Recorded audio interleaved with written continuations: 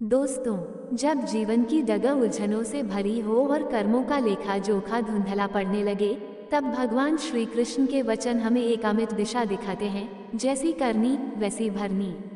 ये केवल एक कहावत नहीं, बल्कि सनातन धर्म का वह स्तंभ है जो हमें ये सिखाता है कि हर कर्म का फल अनिवार्य है। श्री कृष्ण, जिन्होंने महाभारत के युद्ध में अधर्म के विरुद्ध धर्म की स्थापना के लिए अर्जुन को गीता का उपदेश दिया, बार बार यह संदेश देते हैं कि मनुष्य अपने कर्मों से भाग नहीं सकता। उसका हर विचार, हर क्रिया, हर भावना ब्रह्मांड में एक ऊर्जा के रूप में संचित हो जाती है, जो उचित समय पर लौटकर उसी को मिलती है। चाहे वह दुर्योधन की अधर्मपूर्ण नीति हो या विदुर की निस्वार्थ बुद्धिमत्ता, हर पात्र ने अपने कर्मों का फल समय पर पाया। श्री कृष्ण हमें ये भी सिखाते हैं कि कर्म करें, फल की चिंता ना करें, परंतु धर्म और सत्य के पथ पर चलकर करें, क्योंकि कर्मों का फल निश्चित है, आज नहीं तो कल, पर मिलेगा अवश्य। इसलिए यह वचन केवल डराने या दंड देने का नहीं, बल्कि जागरूकता जगाने का एक साधन है कि यदि हम प्रेम, सेवा, सच्चाई और धैर्य से कर्म करें, तो वह सच्चाई एक दिन लौटकर हमारे जीवन को संवार देती है। और यदि हम छल, हिंसा, स्वार्थ और अहंकार से कर्म करें, तो वही बीज भविष्य में दुख बनकर उगते हैं।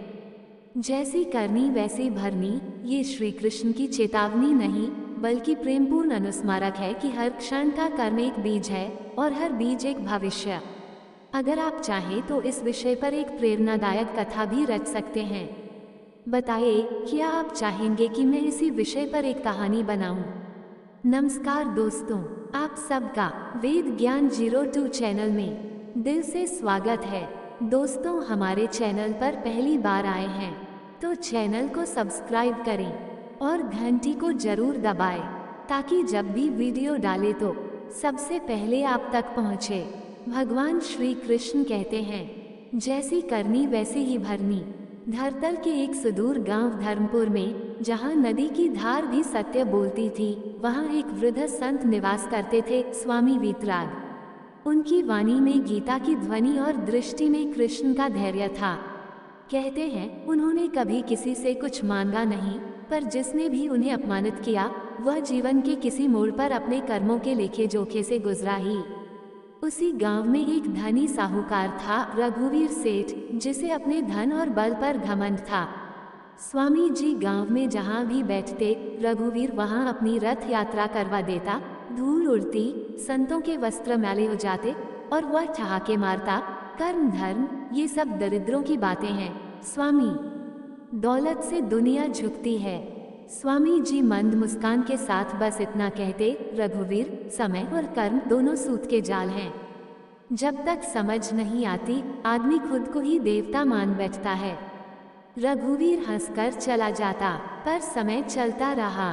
भाग 2, कर्म की परछाइयाँ। एक दिन गांव में खबर फैली कि रघुवीर सेठ के बेटे राजवीर को एक असाध्य बीमारी हो गई है। धन की कोई कमी नहीं थी, लेकिन दवा, तंत्र मंत्र, वैद्य हकीम सब असफल हो रहे थे। वेद बोले, ये रोग शारीरिक नहीं, ये कर्मज रोग है। इसे केवल तप, सेवा और क्षमा से काटा जा सकता है। रघुवीर ने पहली बार अपनी मूंछों से घमंड हटाया और संत वीतराग के द्वार पर आया। सिर झुकाकर बोला, महाराज, मुझे क्षमा करें, मेरे बेटे को बचा लीजिए। स्वामी जी ने शांत स्वर में उत्तर दिया, जिस कर्म का बीज तुमने वर्षों पहले बोया, उसकी फसल अब तुम्हारे आंगन में खड़ी है। परंतु भगवान श्री कृष्ण कहते हैं, यदि हृदय से पश्चाताप हो तो कर्म का लेखा भी क्षमा पा सकता है।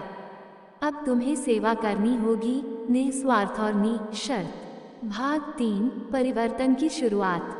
रघुवीर सेठ ने अपने सारे रथी त्याग दिए।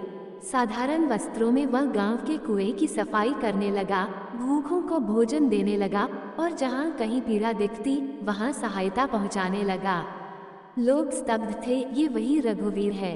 धीरे धीरे उसके पुत्र की स्थिति सुधरने लगी। राजवीर ने भी पिता से प्रेरणा लेकर संतों की सेवा में मन लगाना शुरू कर दिया। एक दिन स्वामी वीतराग बोले, रघुवीर, अब तुम्हारे जीवन का दूसरा अध्याय आरंभ हुआ है, लेकिन यह अंत नहीं है। करनी का फल आज मिला, पर नई करनी का बीज फिर बोया जा चुका है। जीवन एक चक्र है और कर्म उसका धुरा। भाग 4, नया मोड़, अपरिचित पथिक। एक दिन गांव में एक अजनबी पहुंचा। वस्त्र मैले, आंखों में तेज और वाणी में स्पष्टता। वह कहता था कि वह भविष्य देख सकता है। उसका नाम था विदेही। उसने कहा, रघुवीर, तुम्हारे कर्म अभी शेष हैं। तुम्हारे पूर्वजों ने जिस निर्दोष वनवासी को छल से कैद किया था, उसका वंशज इस धरती पर लौट आया है। जब तक तुम उसका उद्धार नहीं करोगे, तुम्हारा पुण्य अधूरा रहेगा।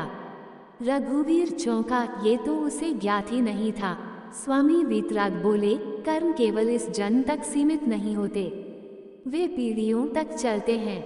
ये जो तुमने परिवर्तन किया है, वह प्रारंभ है। अब यात्रा उस अतीत की ओर होगी जिसे तुमने स्वयं नहीं, परंतु तुम्हारे रक्त ने रचा था। भाग 5, अनंत की ओर यात्रा।